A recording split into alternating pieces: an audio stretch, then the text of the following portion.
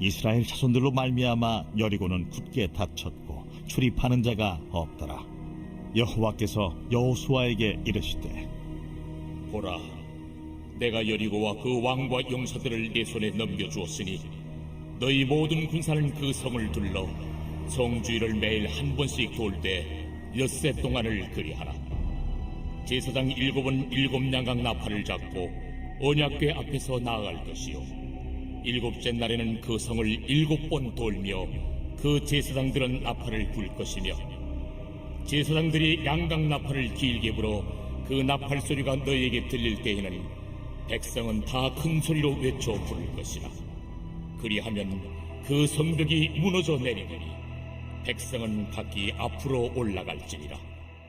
눈의 아들 여호수아가 제사장들을 불러 그들에게 이르되 너희는 언약궤를 메고 제사장 7은 양각 나팔 7을 잡고 여호와의 궤 앞에서 나아가라.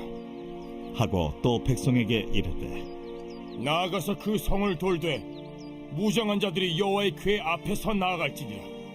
여호수아가 백성에게 이르기를 마침에 제사장 7은 양각 나팔 7을 잡고 여호와 앞에서 나아가며 나팔을 불고 여호와의 언약궤는 그 뒤를 따르며 그 무장한 자들은 나팔 부는 제사장들 앞에서 행진하며 후군은 궤 뒤를 따르고 제사장들은 나팔을 불며 행진하더라.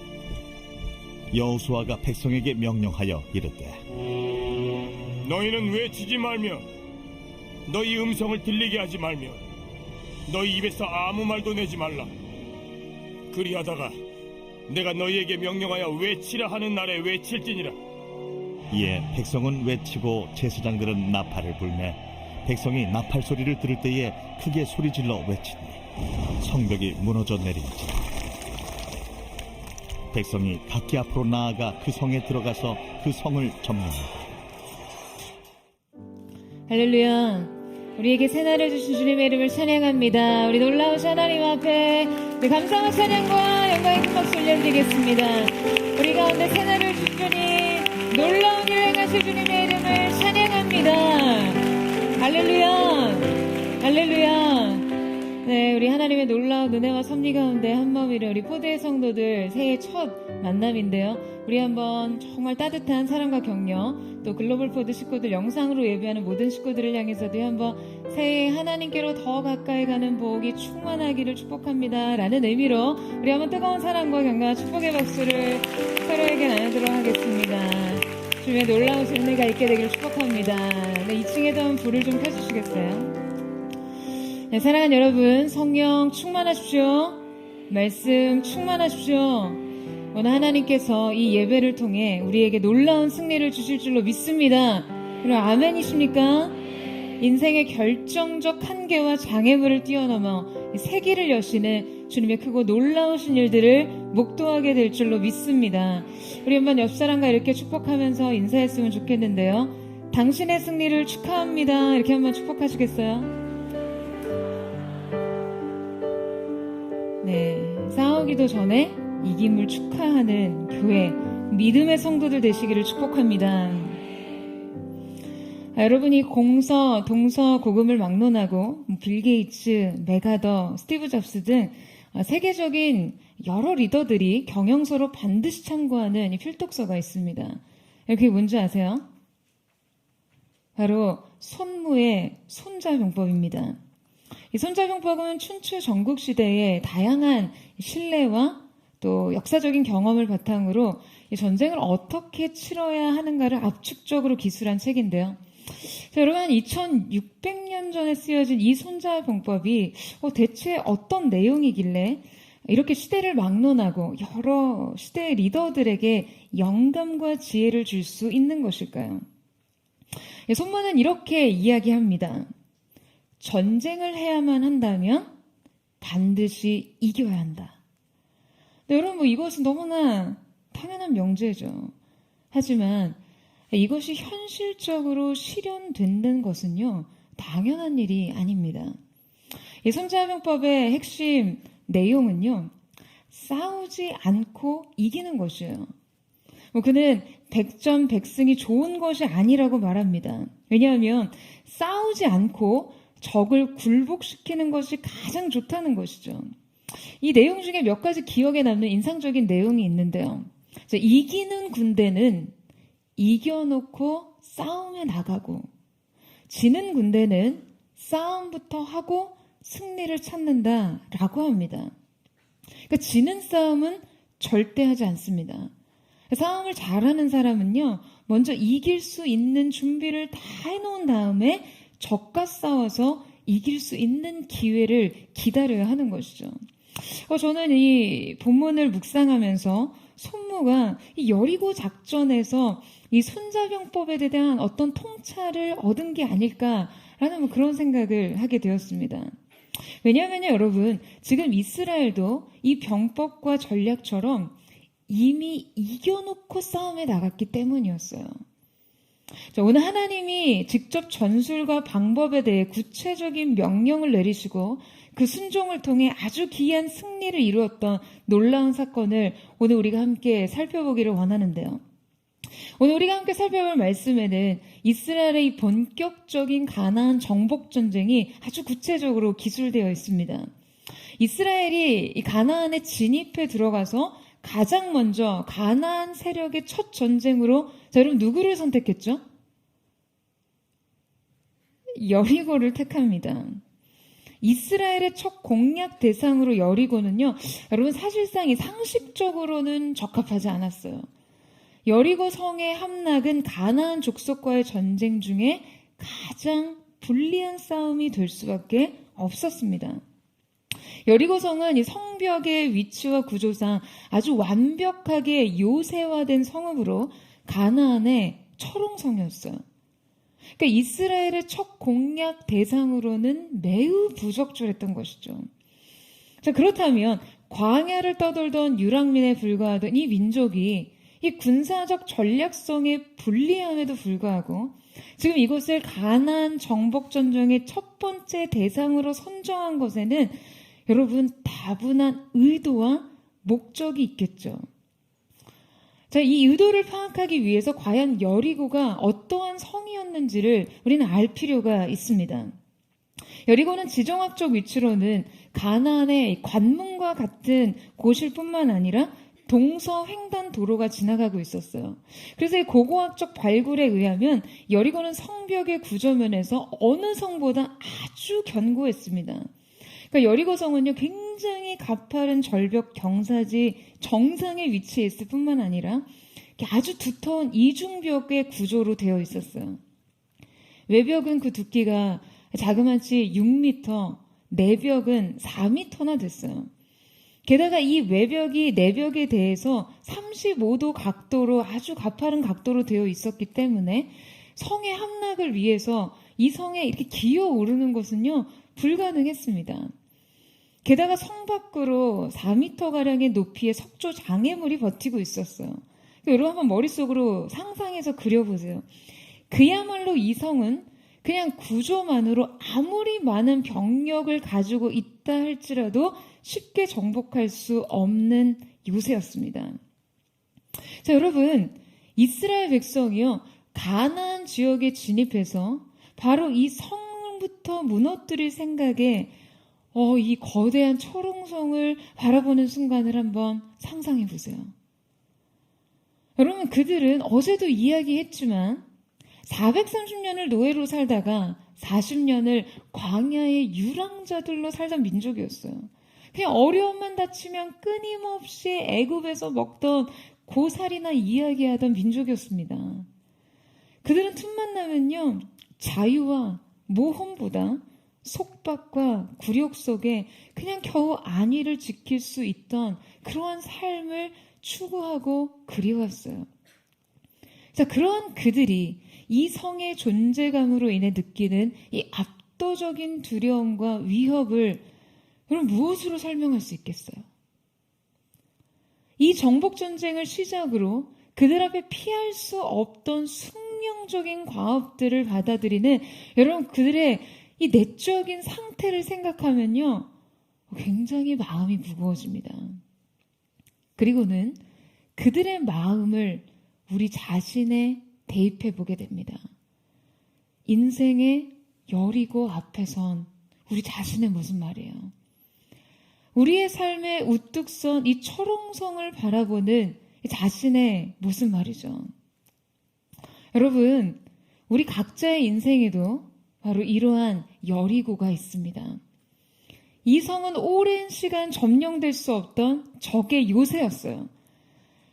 이 성 앞에 서면 그냥 언제나 한없이 내가 너무나 작아지고 한없이 초라해지고 무너지는 성벽 말이에요. 하지만 물러설 수도 없고 돌아갈 수도 없고 외면할 수도 없는 그런 존재 말이죠. 여러분, 오늘 주님이 우리를 그 앞에 세우십니다. 그 육중한 외벽과 상엄한 경비 앞에서 작은 나를 보게 하세요. 여러분, 이것이요 바로 하나님의 여리고 레슨입니다. 여리고는 우리가 앞으로 직면하고 싸우고 이기게 될 수많은 장벽 앞에서 우리의 인생에 아주 중요한 샘플이 됩니다. 여리고의 승리는요, 가나안 전쟁의 원형적인 사건이에요. 하나님께서는 의도적으로 가장 먼저 이 무적의 성벽 앞에 이스라엘을 세우셨어요. 그리고 오늘 우리도 그 앞에 세우십니다. 여러분, 왜 그렇습니까? 인생을 가르치시기 위해서요. 승리를 가르치시려고요. 무엇보다 하나님에 대해 가르치시려고요. 여러분, 그런데 이 전쟁의 승리를 이해하려면요, 혁명적인 사고의 전환이 필요합니다. 오늘 우리는 함께 이 사고의 전환에 대해서 배우게 될 텐데, 우리의 삶의 그 승리의 전술을 그대로 적용하게 될 것입니다. 자, 우리가 함께 살펴볼 혁명적인 사고의 전환이 필요한 그 첫 번째는 바로 무엇이 준비되어야 하는가? 무엇이 먼저 준비되어야 하는가입니다. 여러분, 오늘 이 여리고 전쟁을 이해하기 위해서 이 여리고 전쟁 직전에 등장한 아주 의미심장한 사건을 조명해 볼 필요가 있는데요. 그것은 바로 여리고 전쟁 직전에 이 여호수아가 경험한 뜻밖의 일이었습니다. 우리 함께 여호수아 5장 2절에서 3절 말씀을 같이 한번 읽어보도록 하겠습니다. 시작. 그때 여호와께서 여호수아에게 이르시되 너는 부싯돌로 칼을 만들어 이스라엘 자손에게 다시 할례를 행하라 하시매 여호수아가 부싯돌로 칼을 만들어 할례산에서 이스라엘 자손들에게 할례를 행하니라. 네. 자, 여러분, 지금 이스라엘 백성은요, 여리고 전쟁을 앞두고 전혀 예상치 못했던 의식을 치러했어요. 바로 할례 의식이죠. 그들은 앞서 범람하던 요단강에서 기적을 체험했습니다. 요단강이 갈라지는 기적이요. 아마 이 기적으로 이스라엘의 사기는 나름 한껏 굉장히 고조되어 있었을 거예요. 게다가 이스라엘 백성이 요단을 건너 가나안에 진군했다는 소식은 가나안 전 족속을 매우 긴장시켰습니다. 그들은 실제 하나님으로 인해서 가나안 족속들이 이스라엘 백성을 두려워했어요. 자, 그러면요, 바로 이때 그냥 노도와 같이 진격해 들어가서 여러분, 이 전세를 주도적으로 끌어가는 게 싸움의 기술이자 상식과 전략에 맞습니다. 이번에 이 월드컵을 보는데요, 굉장히 저에게 기쁨을 줬죠.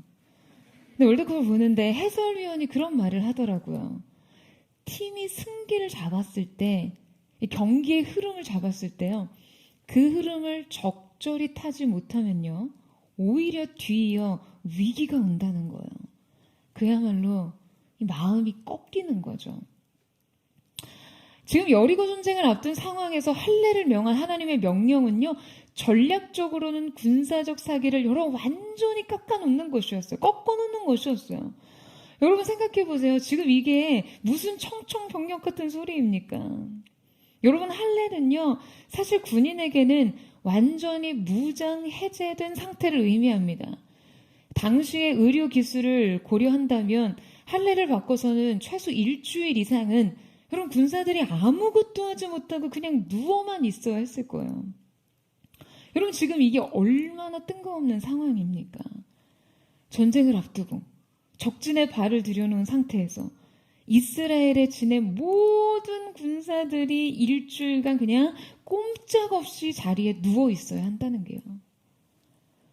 여러분, 왜 하나님께서는 이 황당한 명령을 굳이 이 시간표에 껴놓으신 것일까요?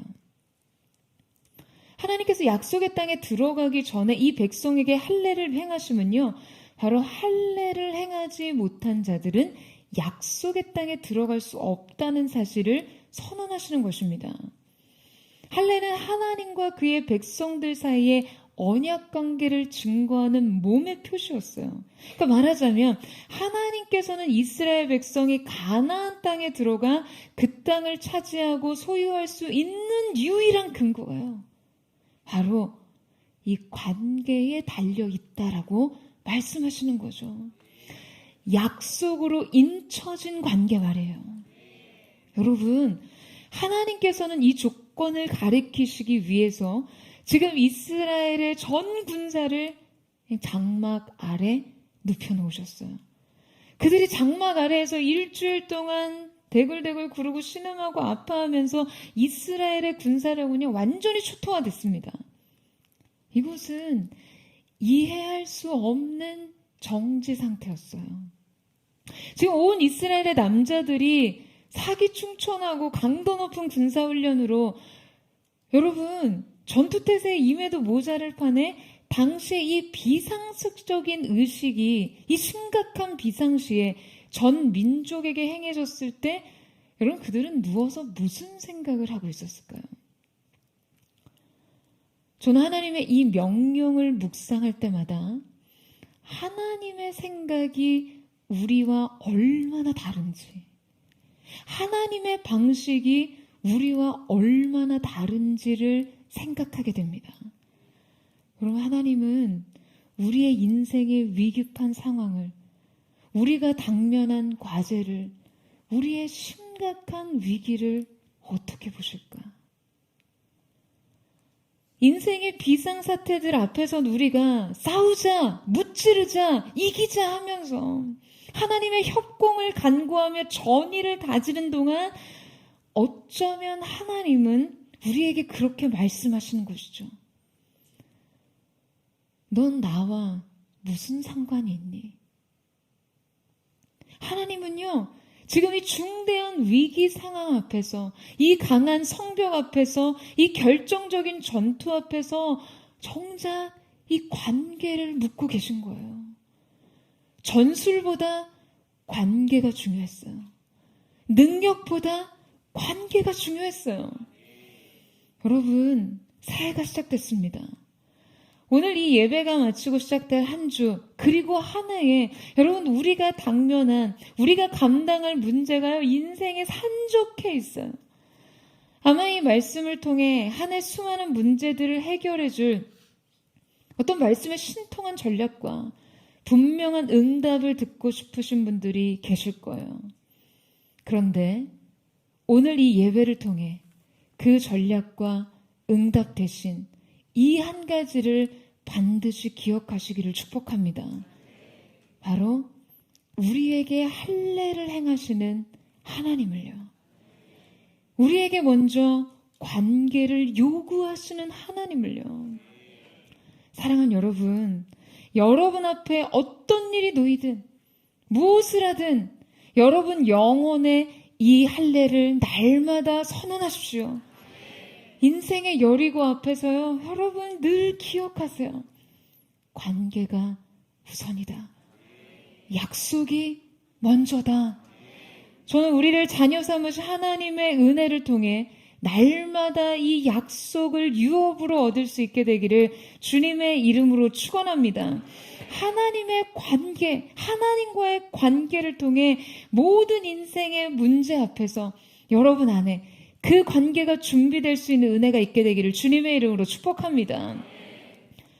두 번째 함께 살펴볼 혁명적인 사고의 전환이 필요한 것은 바로 누구를 위한 싸움인가입니다. 우리 함께 여호수아서 5장 13절에서 15절 말씀을 같이 한번 읽도록 하겠습니다. 시작. 여호수아가 여리고에 가까이 이르렀을 때 눈을 들어 본즉 한 사람이 칼을 빼어 손에 들고 마주 서 있는지라. 여호수아가 나아가서 그에게 묻되 너는 우리를 위하나 우리의 적들을 위하느냐 하니 그가 이르되 아니라 나는 여호와의 군대 대장으로 지금 왔느니라 하는지라. 여러분, 할례를 행하고 유월절 의식을 치르면 되는 줄 알았더니 여호수아 앞에 여러분 또 느닷없이 일이 일어났습니다. 여호수아가 여리고에 가까이 이르렀을 때 한 번도 보지 못했던 낯선 이가 여호수아를 향해서 칼을 빼들고 있는 것이었어요. 바로 그때 여호수아가 그 낯선 이를 향해 이렇게 질문합니다. 너는 우리를 위하느냐? 우리의 대적을 위하느냐? 여러분, 이 말은요, 여호수아가 전시 상황에서 자신을 향해 칼을 빼든 낯선 이를 향해 마땅히 할 수 있는 합당한 질문이었습니다. 하지만 동시에 이 질문은 이스라엘의 광야 40년 신앙의 본질을 말해주는 질문이에요. 이것이 그들의 신앙의 수준을 정확하게 보여주는 질문이에요. 여러분, 지금 여호와의 군대 장관은 사실상 하나님의 존재 자체를 상징하는 인물입니다. 자, 그런데 그 앞에서 인간이 어떤 질문을 하고 있어요? 바로 당신은 내 편이냐 아니냐 이거예요. 나에게 유익이 될 거냐 아니냐, 나를 성공하게 할 거냐 실패하게 할 것이냐, 지금 이 질문을 건네고 있는 것이죠. 이 질문은 본능처럼 튀어나왔습니다. 무의식으로 튀어나왔어요. 내 편이에요? 아니에요? 나를 성공하게 해줄 수 있어요? 그런데 여러분, 이 본능이요, 이스라엘 신앙의 수준이었어요. 이 무의식이 이스라엘 믿음의 현 주소였습니다. 그리고 이것은요, 부인할 수 없는 우리의 모습입니다. 우리의 믿음도 하나님 앞에서 자주 이 질문을 합니다. 하나님, 내 소원 들어줄 수 있어요? 내가 원하는 걸 주실 수 있나요? 내 병 고칠 수 있어요? 이 문제 해결해 주실 수 있어요? 하나님이 내게 유익이 될지 말지 그 여부로 믿음을 들었다 놨다 하는 신앙생활 말이에요. 여러분, 우리가 가장 혁명적인 삶의 전환을 일으켜야 하는 영역이 바로 이것입니다. 바로 하나님의 이용 가치를 따지는 삶에서 하나님 그분 자신을 위한 삶의 전환 말이에요. 여러분, 우리의 대장 되신 여호와 하나님은 누구를 위해 존재하십니까? 누구 편이세요? 그가 이르되 아니라 나는 여호와의 군대 대장으로 지금 왔느니라 하는지라. 여러분, 그가 이르되 아니다라는 말은요, 지금 전체를 부정하는 말입니다. 나는 너의 편도 너의 대적의 편도 아니라는 것이죠. 나는 그저 여호와의 군대 대장이라. 하나님께서는 수많은 영적 전쟁의 원형과 같은 이 전투를 앞두고 한 가지를 명확하게 점검하게 하십니다. 여러분, 이 싸움은요, 이스라엘을 위한 것이 아니었어요. 이스라엘의 승리를 위해 하늘의 봉사가 필요했던 게 아니었어요. 이 전쟁은 명백히 오직 하나님을 위한 것이었습니다. 여러분, 아멘이세요? 삶의 무수한 사건을 대하는 여러분, 우리의 태도에는요, 근본적인 변화가 필요합니다. 어떤 일이 우리에게 행운인가 불행인가, 우리에게 유리한가 불리한가, 성공인가 실패인가 문제가 아니라 그것이 누구를 위한 것인가, 오직 하나님을 향한 목적 아래서 무엇을 뜻하는가가 중요해져야 합니다. 하나님이 내 편이신가가 중요한 게 아니라요, 우리 인생이 하나님 편에 섰는가, 이것이 중요한 것이죠. 바로 이 태도의 역전이 심지어 가장 큰 실패조차 헛되지 않고 빠짐없이 영광을 위한 도구와 재료가 되게 하며 그 앞에선 우리의 삶의 어떠한 상황에도 초연하고 독립적인 믿음을 가질 수 있도록 만드는 것이죠. 저는 이 믿음의 능력이 사랑하는 포도의 성도들에게 있게 되기를 주님의 이름으로 축원합니다. 여러분, 문법에 보면요, 가주어라는 것이 있습니다. 주어인데 가주어라는 거예요. 그 문장 안에서 형식적인 주어의 역할을 하고는 있지만 실제 이 주어의 의지가 그 행위에 반영이 되거나 드러나지는 않는다는 거죠. 이해되세요? 제가 예전에 시간이 되면 종종 훑어보던 책의 목차예요. 주어가 없는 세상이라는 챕터가 있었어요. 그러니까 이 글의 요지는 나라는 주어가 형식적으로는 자리를 잡고 있지만 나라는 주어는 늘 목적으로 밀려나 있고 나의 자리에서 정작 어떤 행동을 일으키는 것은 두려움이나 욕망, 세상의 시선과 요구 같은 것이 되어버렸다는 거예요. 그러니까 내가 하는 모든 것이 진정 내가 하는 것이 아니라 내 안의 두려움이, 욕망이 나를 그저 그렇게 행동하게 만들고 있다는 것이죠. 여러분, 그래서 인생은 세상이 나에게 그렇게 하도록 만든 이야기뿐이에요. 그래서 제가 이 글을 읽는데요, 우리의 믿음에 적용이 되더라고요. 우리의 인생의 주어는 누구일까? 내 안의 두려움일까? 내 안의 상처일까? 나의 부모의 욕망일까? 세상의 요구일까? 여러분, 우리 믿음의 진정한 주어는 누가 되어야 합니까? 우리 인생의 주체가 누가 되어야 하나요? 하나님이세요. 하나님께서 우리의 인생의 진짜 주어가 되어야만 합니다. 사랑하는 여러분, 여러분이 새롭게 써내려가는 2023년은요, 주어가 없는 믿음의 이야기가 되지 않기를 축복합니다. 주어 없는 인생이 되지 않기를 축복합니다. 여러분의 두려움이, 여러분의 상처가, 여러분의 인생 욕망이 여러분을 행동하게 하는 것이 아니라 여러분의 인생을 향한 하나님의 거룩한 뜻과 그분의 부르심과 약속이 여러분을 전진하게 하는 거룩한 은혜의 한 해 되기를 주님의 이름으로 축원합니다. 오늘 성경 속에 바로 이 태도의 역전, 진정한 주체의 존재감을 경험한 여호수아의 모습이 나오는데요. 자, 우리 14절에서 15절 말씀을 같이 한번 읽어보도록 하겠습니다. 시작. 여호수아가 얼굴을 땅에 대고 엎드려 절하고 그에게 이르되 내 주여 종에게 무슨 말씀을 하려 하시나이까? 여호와의 군대 대장이 여호수아에게 이르되 내 발에서 신을 벗으라. 내가 선 곳은 거룩하니라 하니 여호수아가 그대로 행하니라. 여러분, 여호수아가 부복합니다. 엎드려서 경배해요. 그리고 말하죠. 내 주여, 종에게 무슨 말씀을 하려 하시나이까? 그리고 신을 벗습니다. 자기의 권리를 내려놓는 거죠.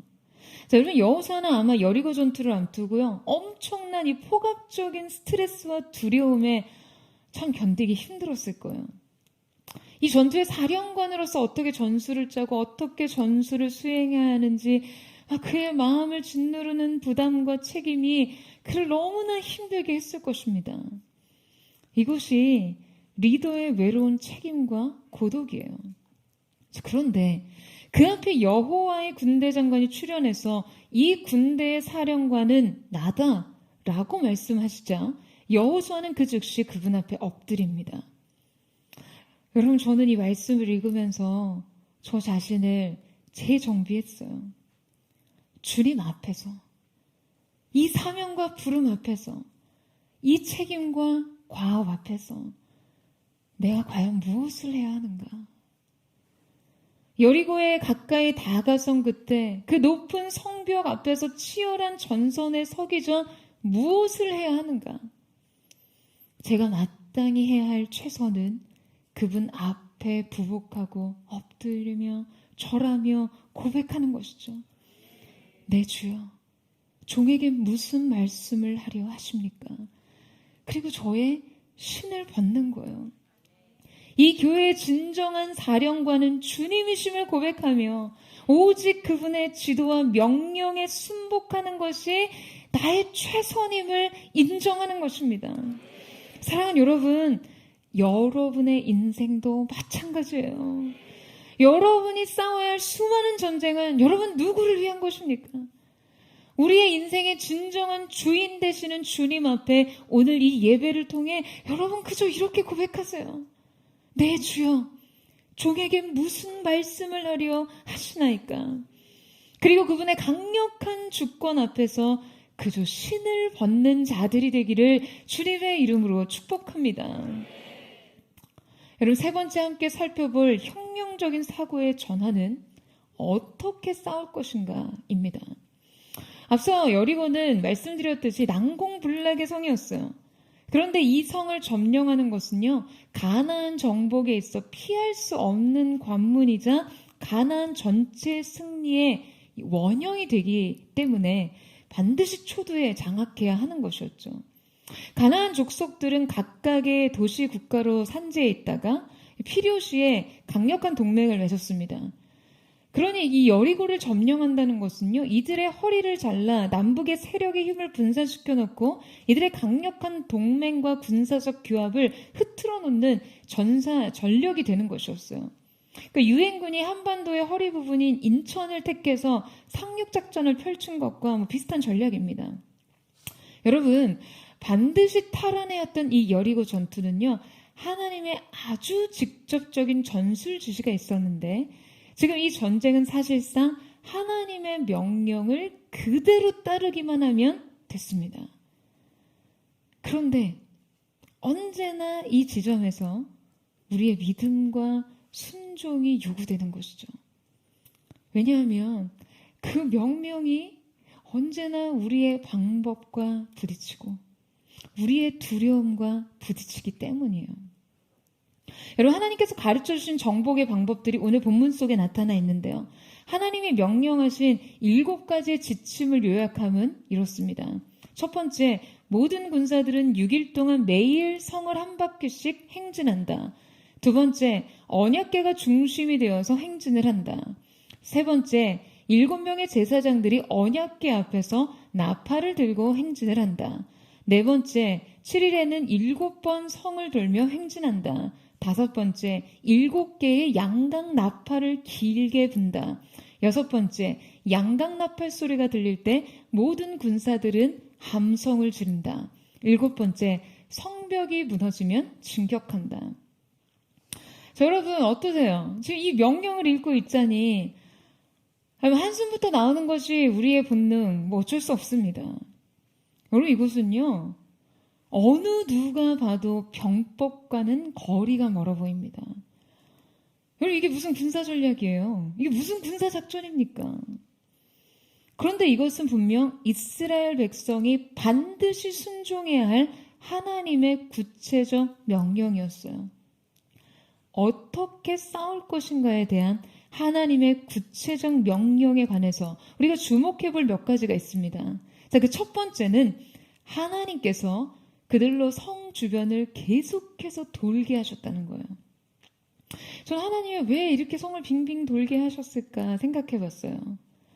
여러분, 저는 이 7일의 행진이 이스라엘 안에 하나님께서 주실 것들에 대한 갈망을 일으키는 시간이었다라고 생각합니다. 여러분, 사람들은요, 바라고 원하고 갖고 싶은 게 생기면요, 그 주변을 빙빙 돕니다. 얼마 전에 저희 크리스마스에 조카들에게 선물을 사줬어요. 사실 너무 바쁘니까 이미 인터넷으로 다 구입을 해서 집 어딘가에 숨겨두고 있었는데요. 아이들은 사전 계획을 잘 모르니까 괜히 저희가 돈은 저희가 쓰고 산타 좋은 일을 안 하고 싶어서요.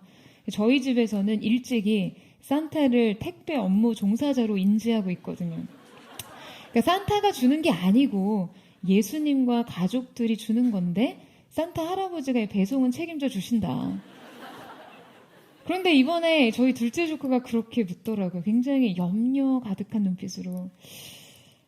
코로나 때문에 요새 택배 업무가 많다는데 산타 할아버지는 괜찮으신가? 아무튼 산타의 배송을 고려해서 일찍 선물을 구비해 두고 있었는데요. 어느 날 조카들이랑 이렇게 대형 상점을 지나는데 아이들의 걸음 속도가 현저하게 줄어들고 동공의 움직임이 현저하게 빨라지는 거예요. 마치 이렇게 자성에 이끌리듯이 아이들의 몸이 기울여지기 시작하는 걸 느꼈는데 보니까 장난감 코너가 있는 거죠. 사실 이미 선물을 준비를 해둔 터라 동생은 관심이 없어요. 사줄 마음도 없어요. 그러니까 의지할 때라고는 이모밖에 없어요. 근데 차마 양심적으로 이모에게 사달라고 말은 못해요. 대신 그냥 온 몸과 마음으로 표현합니다. 여러분 어떻게 해요? 그냥 그 주변을 계속해서 맴도는 거예요. 그냥 콕 집어서 이거 갖고 싶다는 말은 못하겠는데 그 반경 주변을 몇 미터 안에서 몸이 맴돌고 그 주변에서 동공이 향해 있는 것을 이렇게 추적하다 보면 아이들이 뭘 원하는지 알 수 있어요. 그래서 제가 정하나 이거 갖고 싶어? 라고 물으면요. 그냥 입가에 번지는 그 미소를 애써 감추면서 즉각적으로 시선을 돌려서 엄마 눈치를 봅니다. 엄마의 승인을 기다리는 거죠. 이건 그냥 100% 사고 싶다는 거예요. 여러분, 주변을 맴도는 행위는요, 갈망 자체를 드러냅니다. 마음이 기울고 관심이 향하면요, 그 주변을 맴돌게 돼 있어요. 그래서 여러분이 내 주변에 이상하게 저 형제가 많이 보인다. 내 주변에 우연히 저 자매와 많이 마주친다 하면 여러분 한번 합리적인 의심을 가져볼 만해요. 그냥 혼자 계시군요. 여러분 하나님께서 이스라엘 백성에게 이성을 돌게 하셨을 때 이스라엘 백성들 안에는요. 이성의 점령과 소유에 대한 갈망이 아마 굉장히 구체적으로 일어났을 거예요. 하나님께서 가장 먼저 우리 마음의 소원 안에서 역사하시기 때문에 시편에도 너희 마음의 소원을 두고 행하신다고 하신 것처럼 마음의 갈망을 일으키시는 시간을 허락하셨던 것이죠. 여러분, 여러분의 갈망 안에 약속의 성취의 DNA가 있습니다. 2023년 하나님이 주실 놀라운 승리에 앞서 저는 여러분이 날마다 그 마음 안에 그 갈망을 키워가시기를 축원합니다. 이제 어떻게 싸울 것인가 그 구체적 명령 두 번째로 주목해 볼 것이 있는데요. 자, 우리 함께 8절에서 9절 말씀을 읽어보도록 하겠습니다. 시작. 여호수아가 백성들에게 말하고 나자 7개의 양뿔 나팔을 든 7명의 제사장이 여호와 앞에서 나아가며 나팔을 불었습니다. 여호와의 언약궤가 그 뒤를 따라갔습니다. 무장한 사람들은 나팔을 부는 제사장들 앞에서 행진하고 후일에는 궤의 뒤를 따랐습니다. 제사장들은 나팔을 불며 전진했습니다. 여러분, 이것은 명백히 군대의 행진이라기보다는 언약궤를 중심으로 한 예배의 의식 같아 보이죠. 특별히 하나님이 그들에게 불게 하신 이 나팔은요, 양의 뿔로 만든 양각 나팔인데요. 자, 하나님께서는 유독 이 전쟁에서 전쟁 시 신호를 주고받았던 하초츠라라는 은나팔을 불게 하지 않으시고 왕의 입성을 알리거나 나팔절이나 희년과 같은 예배의 절기를 선포하는 제의적 차원의 양각 나팔을 불게 하셨어요. 그때 이스라엘 백성이 불었던 그 양각 나팔이 바로 오늘 저희 예배에 2023년 이 시대, 이 땅을 향해 하나님의 통치와 다스림을 선언하고 이 예배 처소에 왕의 입성을 환영하기 위해 초대된 쇼파르라는 나팔이에요. 구약시대의 은나팔인 하초츠라라는 단어가 쓰일 때는요, 말 그대로 전쟁을 하자라는 전쟁 선포의 의미였습니다. 그런데 아주 의미심장하게도 쇼파르, 이 쇼파르라는 단어가 쓰일 때가 있었어요. 이 단어를 쓸 때는 단순히 전쟁을 하자라는 의미가 아닙니다. 이것은요, 이미 이 땅에 평화가 왔다라는 의미예요. 저는 이 말씀 묵상할 때 정말 전율했어요. 사랑하는 여러분, 이것이 바로 이 싸움의 본질입니다. 싸우기도 전에 이미 이 땅에 평화가 왔다라고 선언하는 것이요. 오늘 앞서 보신 영상에도 잠시 이 단어가 등장했어요. 2023 쇼파르 오브 퍼드. 저는 이 동일한 영적 선언을 포드의 세컨드 챕터, 이 새 성전의 첫 예배 때 선언하기를 원했습니다. 여러분, 오늘 이 예배는 모든 영적 기획력에 있어 그 평화를 선언하는 예배입니다. 그 승리를 선포하는 예배예요. 여러분, 하나님께서 여호수아에게 명하신 싸움의 모든 전략은요, 이 한 가지 사실에 기초하고 있습니다. 2절 말씀 같이 한번 읽겠습니다. 시작. 여호와께서 여호수아에게 이르시되 보라 내가 여리고와 그 왕과 용사들을 내 손에 넘겨 주었으니. 자, 여기서 내 손에 넘겨주었을 사용된 히브리 동사는 완료형으로 표현되어 있어요. 이것을 신적 현재 완료형 동사라고 표현합니다. 그러니까 하나님 차원에서는 이 모든 일이 이미 완성되고 완료된 일이라는 것이죠. 이미 너희가 싸우기 전에 쇼파르, 이미 이 땅에 평화가 왔다라는 것을 믿으라는 것이요. 여러분, 우리는 인생의 이 복잡한 시제를 믿음의 능력으로 이해해야 합니다. 우리는 우리 인생의 많은 일들을 하나님의 완료형 시제 위에서 풀어나가야 해요. 하나님 차원의 종결 위에서 우리의 시작과 마침이 세워져야 해요. 사랑하는 여러분, 이 한 줄을 늘 마음에 새기세요. They fight from victory, not for victory. 우리의 싸움은 for victory가 아니라 from victory입니다. 이미 선언된 승리와 평화로부터 싸우세요. 여러분, 우리의 순종은 승리의 매듭일 뿐입니다. 저는 이 예배를 통해서 여러분의 영혼에, 이 예배에, 이 교회 위에, 이 시대 위에 하나님의 승리와 평화가 선언되기를 축원합니다. 우리의 혁명적인 사고의 전환, 혁명적인 태도의 역전으로 싸우기도 전에 이김을 믿음으로 쟁취하는 여러분 되시기를 주님의 이름으로 축원합니다. 하나님의 구체적인 명령 중 마지막으로 주목해 볼 것이 또 하나가 있어요. 자, 우리 함께 10절 말씀을 읽어보도록 하겠습니다. 시작. 여호수아가 백성에게 명령하여 이르되 너희는 외치지 말며 너희 음성을 들리게 하지 말며 너희 입에서 아무 말도 내지 말라. 그리하다가 내가 너에게 명령하여 외치라 하는 날에 외칠지니라 하고. 자, 여러분, 지금 하나님께서 구체적인 전략을 명령하시면서 반드시 지키라고 하신 한 가지가 있었어요. 자, 그게 뭐죠? 바로 침묵이었습니다. 여러분, 하나님께서 왜 이 전술에서 특별히 아무 말도 하지 않고 성을 돌라고 하셨을까요? 여러분, 독수리가 가장 좋아하는 먹이는 두루미라고 합니다. 독수리가 두루미를 먹잇감으로 가장 좋아하는 이유는요, 이 두루미를 사냥하기가 가장 쉽기 때문이라고 해요. 두루미는 떠들기를 좋아하는 새입니다. 평소에 이렇게 땅에 앉아 있을 때도 제잘제잘 이렇게 잘 떠드는 새예요.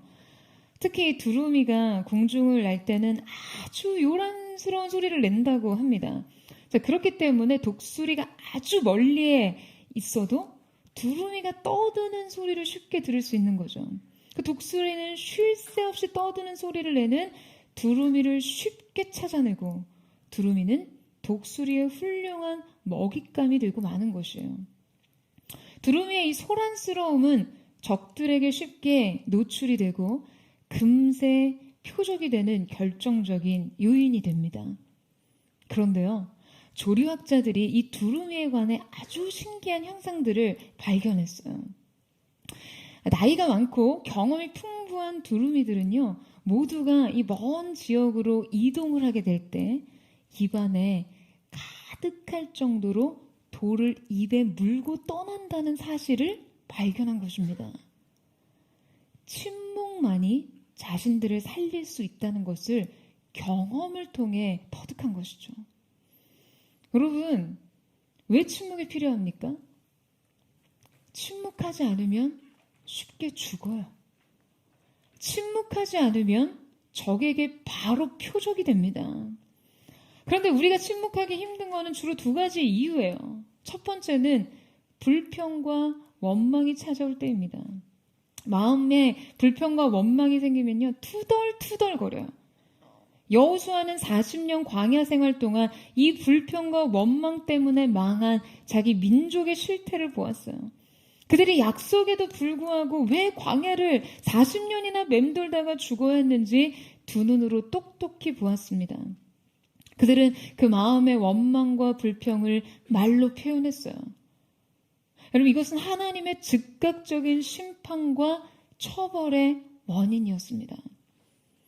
우리가 침묵하기 힘든 두 번째는요, 판단이 지배할 때입니다. 그러니까 비판적인 관점이 나를 지배하면 그냥 무엇을 하든지 자기 판단에 옳음을 주장하게 돼요. 하지만 하나님의 명령 앞에서 자신의 판단을 개입시키게 되면 여러분 어떻게 될 것 같으세요? 순종이 어렵습니다. 그래서 하나님이 하시는 일의 완성에 이르는 패스워드는요, 언제나 침묵이에요. 여러분, 교회를 하다 보면 수많은 성격의 팔로워들을 만납니다. 그런데 그들 중에 이렇게 불평과 자기 판단으로 계속해서 이 말을 만들어내는 존재들이 있어요.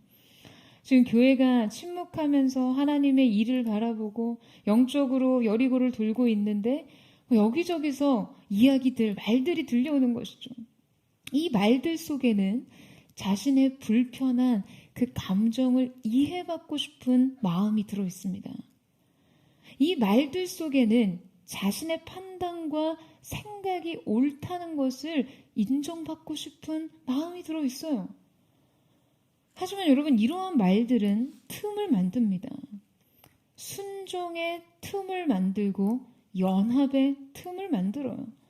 도열을 흐트러뜨리고 시선을 분산시킵니다. 그리고 이 부정적인 감정은 계속 확산되고 전이됩니다. 여러분의 가정과 여러분의 삶에서도 마찬가지예요. 그러다 결국 적의 표적이 되고 마는 것이에요. 여러분이 도저히 침묵할 수 없을 때 이 말을 영혼에 새기세요. 두루미도 재갈을 부는데 그 입 다물라. 여러분, 노련하고 지혜로운 두루미도 비상을 위해서, 먼 곳을 향해 가기 위해선 입에 재갈을 뭅니다. 우리도 때로 재갈을 물어야 해요. 이것이 진짜 성숙과 지혜예요. 이제 우리가 이 성숙과 지혜를 발휘해야 할 때입니다. 여러분의 가정 안에서요, 부모님과 남편과 자녀와 아내에게 불평과 원망의 고백의 재갈을 부세요. 모든 사역의 현장과 여러분의 미래를 조망할 때, 오늘의 현실을 살아가는 삶의 현장 속에 여러분 불평과 원망의 재갈을 물리세요. 믿음으로요. 여러분, 오늘 우리는 새해 출발선에 함께 서 있습니다. 이 한 해의 시작을 예배로 함께 열 수 있음이 여러분 얼마나 감사한지 몰라요. 여러분도 그렇게 믿으십니까? 저는 오늘 이 예배가 우리에게 영적인 표식이 되기를 원합니다.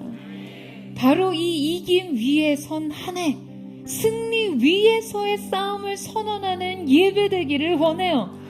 오늘 하나님의 쇼파르, 이 나팔이 울려 퍼질 때 저는 하나님께서 이 교회와 여러분의 삶 가운데 말씀 그대로를 이루시기를 축원합니다. 이미 이 땅에 평화가 왔다. 이미 나의 삶 속에 하나님의 평화가 왔다. 할렐루야. 여러분의 삶의 전성 가운데, 이 시대 다윗의 행렬 가운데 이 교회 위에 이 평화가 선언되었음을 선포합니다.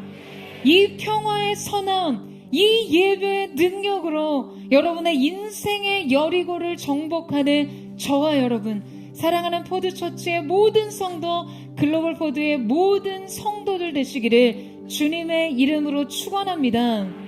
하나님의 놀라우신 은혜가 저와 여러분 가운데 있게 되기를 주님의 이름으로 축원합니다.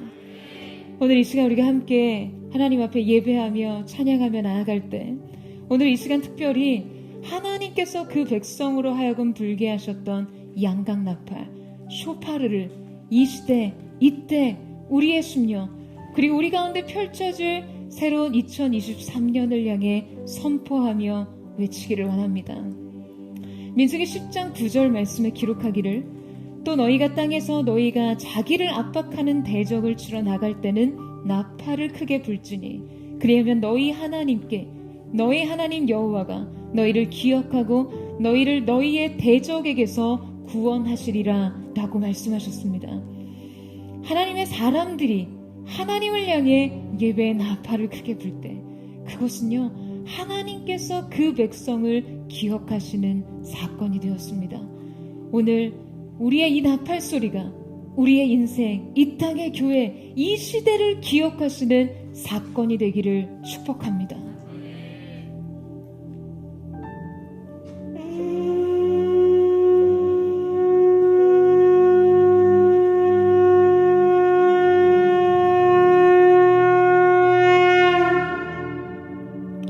두 번째 이스라엘 백성들이 나팔을 불 때는 하나님께서 그 백성들을 긴급한 부르심으로 소집하거나 거룩한 성회를 말씀하실 때 선포되었습니다.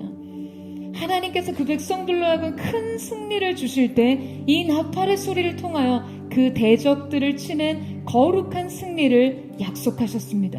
오늘 이 나팔 소리와 같이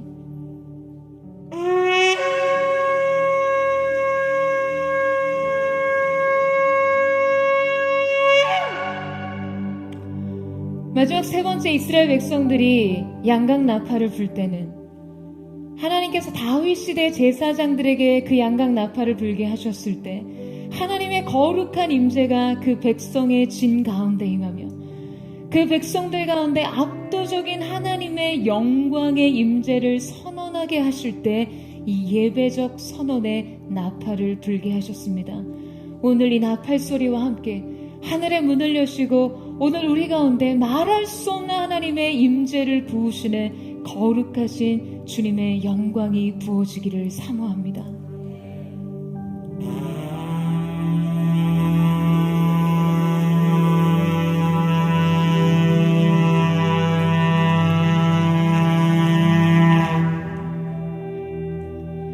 오늘 이 시간 우리가 함께 기도하며 선포하며 나아갈 때 사랑하는 주님, 오늘 우리가 이 시간 하나님 앞에 이 영혼의 나팔을 불며 나아가기를 원합니다. 거룩하신 주님의 은혜, 그 은혜의 때를 선포하며 나아가기를 원합니다. 하나님의 놀라우신 은혜가 있게 하여 주시옵소서. 너희 땅에서 너희가 자기를 압박하는 대적을 치러 나갈 때는 나팔을 크게 불지니 그리하면 너희 하나님 여호와가 너희를 기억하고 너희를 너희의 대적의 손에서 구원하시리로다. 오늘 이 땅에 우리의 영혼에 하나님의 평화가 임했음을 예수님의 이름으로 선포합니다. 주님 왕의 입상을 초청합니다. 오늘 이 가운데 임하여 주시옵소서. 거룩하신 주님의 보좌, 주님의 통치가 선언되게 하여 주시옵소서. 우리 함께 선포하며 주여 높여진 값의 통성으로 기도하겠습니다. 주여, 사랑하는 주님, 오늘 우리가 영광의 임재 앞에서 우리의 영혼의 우리를 주입니다. 우리를 억제하며 우리를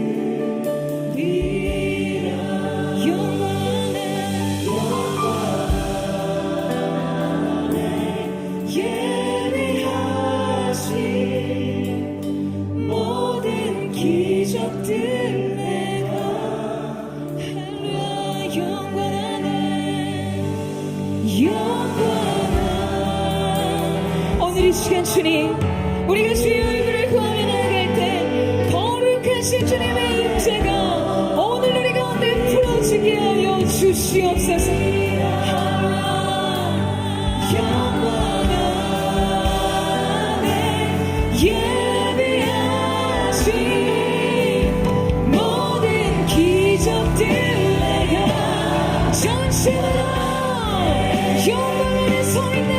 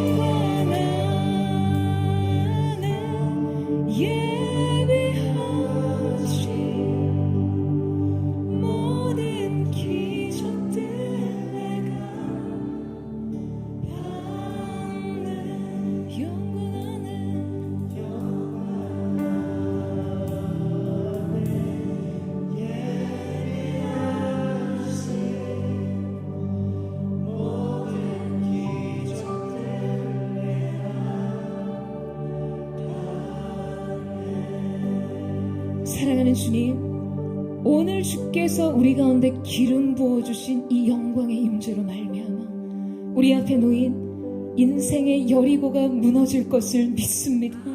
여러분, 이 사실을 믿으세요? 여러분, 오늘 여러분의 인생을 가로막고 있는 것은 무엇입니까?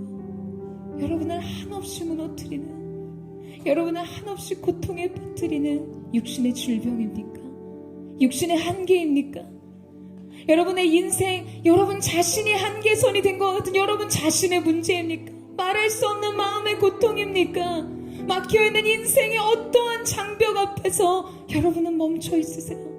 사랑하는 여러분, 오늘 선포된 하나님의 영광의 임재, 오늘 우리 가운데 주신 하나님의 말씀의 능력, 이 약속으로 말미암아 우리의 인생의 여리고가 무너질 것을 믿습니다. 여러분, 이 사실을 믿으세요? 여러분, 우리의 인생에, 여러분 오늘 하나님께서 말씀하신 것처럼 우리의 인생 속에요, 핫초치라가 아닌 쇼파라를 불게 하세요. 인생의 여리고를 향해서 주님이 오늘 우리로 하고 깨달아 알게 하시는 것은 무엇입니까? 예배로 이긴다는 것이에요. 우리의 능력으로 싸우는 싸움이 아닙니다. 그래서 하나님 내 편이 되어주세요. 내가 원하는 이것을 이루어주세요라고 고백하는 것이 아니라 하나님 그 무엇이든지 내가 하나님 편에 서서 예배로 인생을 이기고, 예배로 인생을 넘어서고, 예배로 인생의 모든 문을 열고 닫고 걸어가는 하나님의 사람 되기를 원합니다. 여러분의 고백을 드릴 준비가 되셨습니까? 우리 전심으로 예배의 이름으로 우리 가운데 기름 부어주십시오. 우리가 하나님을 높일 때 대적의 성문이 열려지게 하시고 인생의 여리고가 함락되게 하여 주시옵소서. 하나님을 높일지어다. 전심으로 주의 한번 부르짖고 우리 예수의 동성으로 기도하겠습니다. 주여,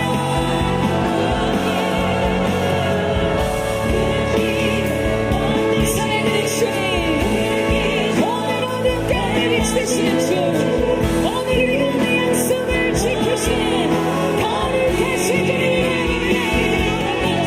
인생을 막힌 길을 여시고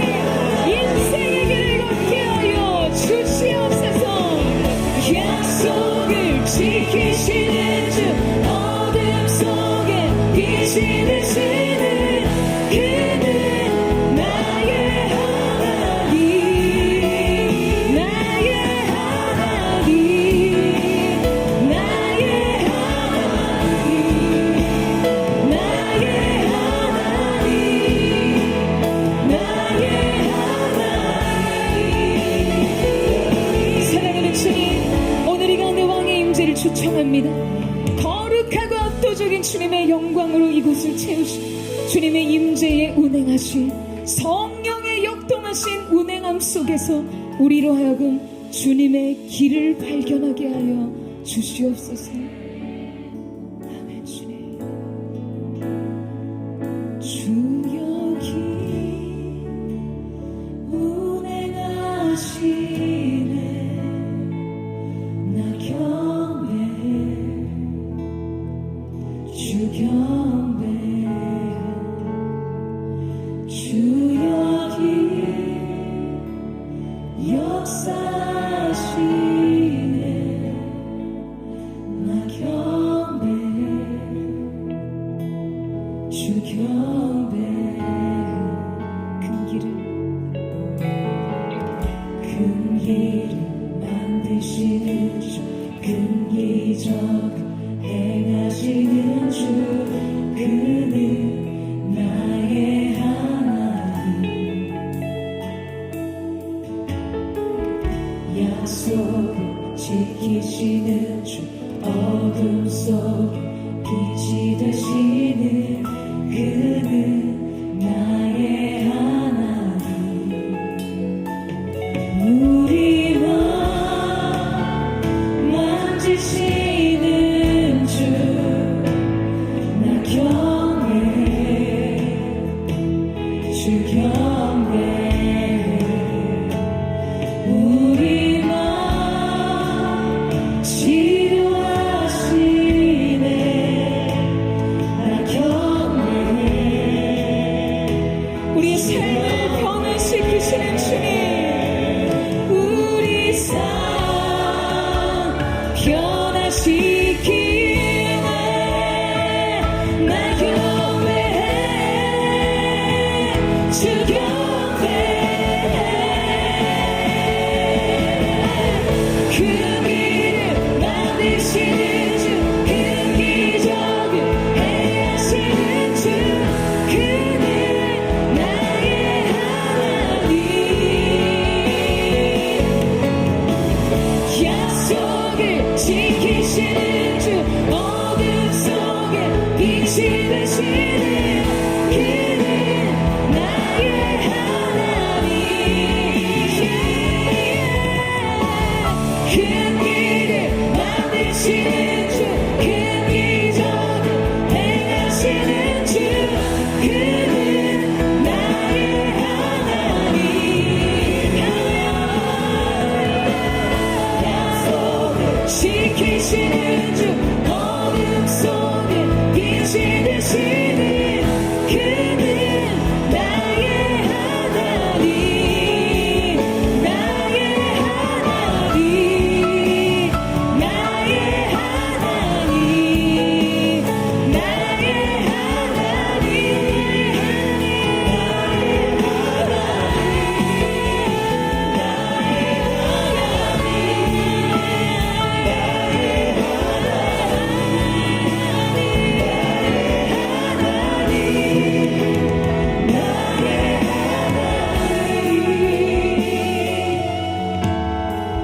비록 내게 보이지 않아도, 비록 내게 느껴지지 않아도, 일하시네 주, 주는 결코 멈추지 않아. 비록 내게 보이지 않아도, 비록 내게 느껴지지 않아도, 일하시네 주님. 오늘 이 시간 우리의 믿음을 드리기를 원합니다.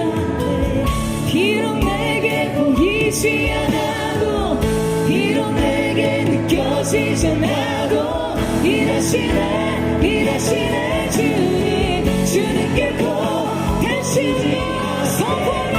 비록 내게 보이지 않아도, 비록 내게 느껴지지 않아도, 일하시네 주님. 주는 결코 멈추지 않네. 큰 길을 만드시는 주, 큰 기적을 행하시는 주, 그는 나의 하나님. 약속을 지키시는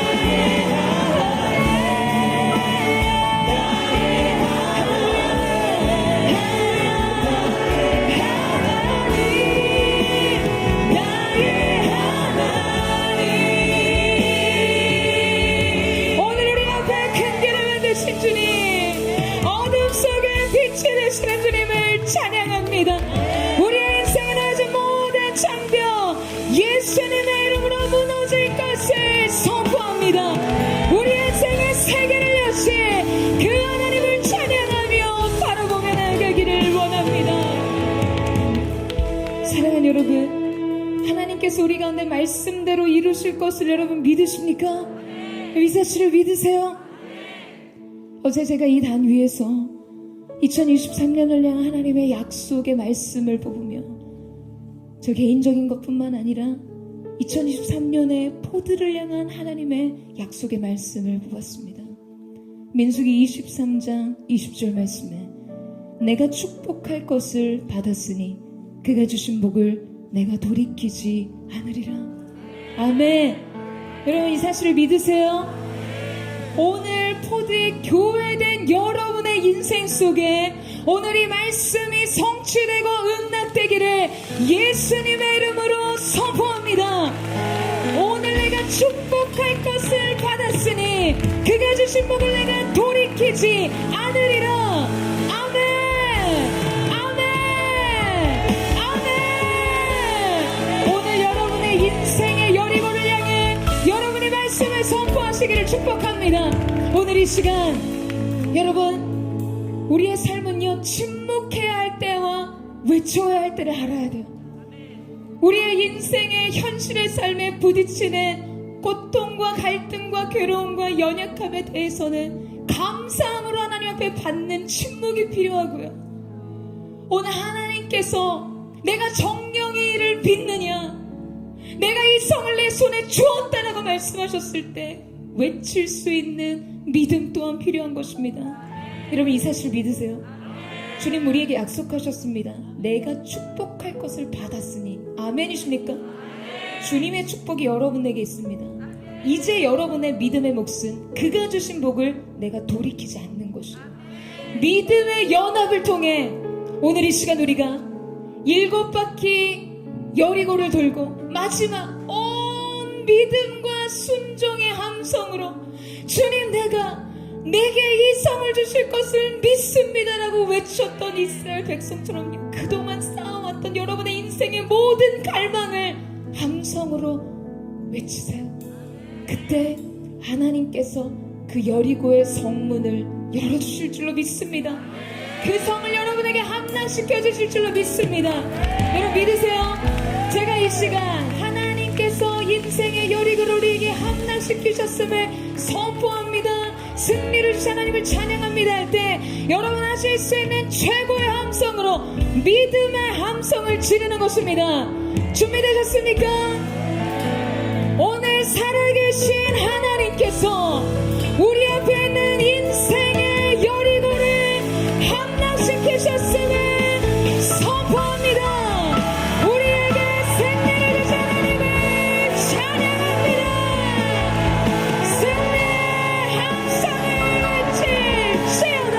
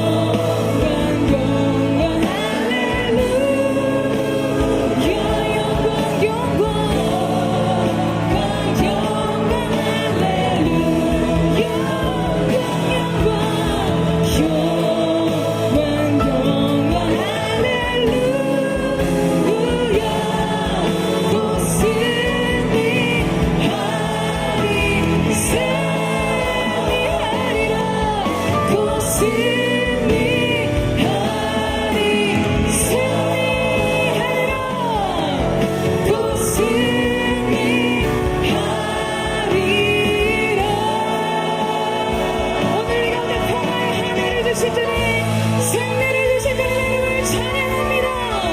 주님의 영광을 받아주십시오. 예배를 살게 하시 주님을 성축합니다. 주님 영광을 받아 주시옵소서. 아멘. 우리 마지막으로 한 번 더 선포하며 나아갈 때 하나님의 인도하심을 따라, 여러분, 우리의 계획과 우리의 전략을 따라온 것이 아니라 철저하게 하나님의 불기둥의 구름기둥의 인도와 말씀의 지명하심을 따라 이곳 삼성 땅으로 하나님 우리를 옮기셨습니다. 만몬의 신이 지배하는 이 땅, 인간의 이름을 높이고자 쌓아진 높은 바벨의 탑이 세워진 이곳 가운데 거룩하신 주님의 통치를 선포하며 나아갑니다. 주님 오늘 오셔서 이 땅에 주님이 주인 되어 주시옵소서. 모든 어둠의 견고한 진을 회파하는 거룩한 주님의 승리의 보좌가 세워지게 하여 주시옵소서. 문들아 머리를 들지어다. 영원한 문들아 너희 머리를 들지어다. 영광의 왕이 오시리로다. 주님의 통치와 주님의 주대심을 선포하며 주님 오늘 이 가운데 다윗의 장막이 세워지게 하시고 어둠의 여부스 적을 진멸하는 거룩한 승리의 깃발이 영원히신 승리의 깃발이 휘날리게 하여 주시옵소서. 우리 이 땅의 평화를 선포하며 주여 세 번 부르짖고 우리 옆에 동성으로 기도하겠습니다. 주여 주여 주여. 사랑하는 주님, 만몬의 신의 점령당한 이 땅, 인간의 이름을 내고 높이 쌓아진 바벨, 예수 그리스도의 십자가 앞에 무릎을 꿇게 하여 주시옵소서. 어둠의 견고한 진 회포를 채워나 견고한 성결이고가 무너지듯 이 땅 가운데 내 통치를 선포하며 이 땅의 주인은 하나님이시다 선포케 하여 주시옵소서. 매번의 예배가 그 승리를 확정되는 예배되게 하시고 매번의 예배가 우리 시대와 이 땅의 평화를 선언하는 예배되게 하여 주시옵소서. 주님을 높여드릴 때 모두의 성도들이 주님을 높여드리고 그 영원하신 주님의 통치가 우리의 시대와 세대 가운데 선포케 되게 하여 주시옵소서. 아멘.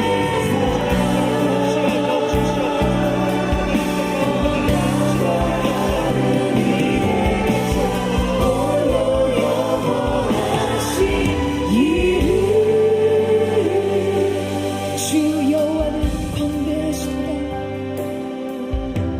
주 여호와는 광대하시도다.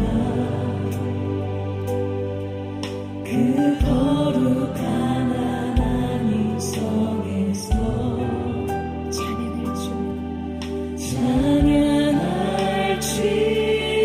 찬양할지어다.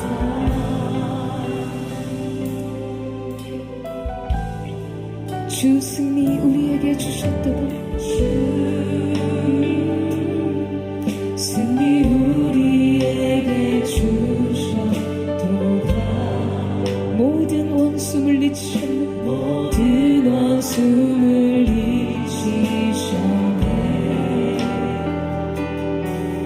엎드려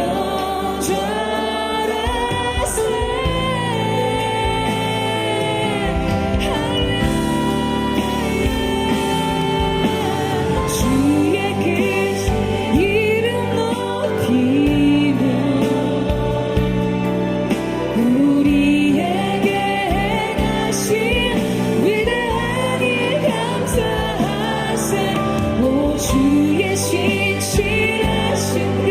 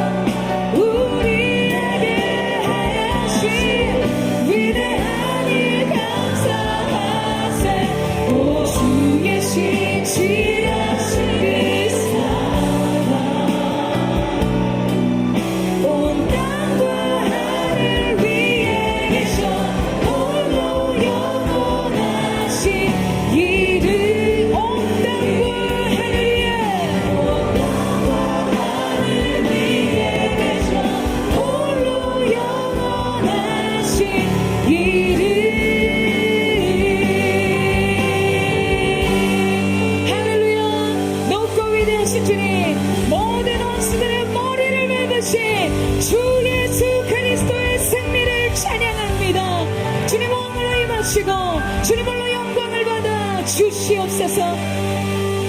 사랑하는 주님, 할로 그보다도 사랑하는 포도의 2023년을 주님 이 말씀으로 축복해 주시고, 오늘 우리의 인생의 여리고 앞에서 주님 이미 우리에게 승리를 주신 하나님의 말씀에 순종함으로 그 성을 죄없기를 원합니다. 두려움으로 물러서지 않게 하시고, 주님 오늘 주님과 함께 인생의 쇼파르를 불며 그 땅에 이미 평화가 임했으며 우리의 인생 가운데 2023년 우리의 삶을 향해 그 영혼의 평화를 선언하는 거룩한 은혜가 있게 하여 주시옵소서. 이 시간 존귀하신 예수 그리스도의 이름으로 선포하노니 모든 저주스러운 죄와 사망의 결박의 사슬이 예수님의 이름으로 끊어졌음을 선포합니다. 인생의 여리고의 전진함으로 믿음의 승리를 얻게 하여 주시옵소서. 그렇게 우리의 삶 가운데 평안을 주신 주님을 찬양하며 감사드리며 예수님